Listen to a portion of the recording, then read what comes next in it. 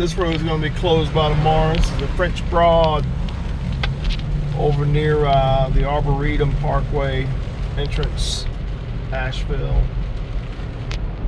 Yep, not going to be good. Dang it. You know, water's all the way up in the parking lot here at Dent Creek. Dang.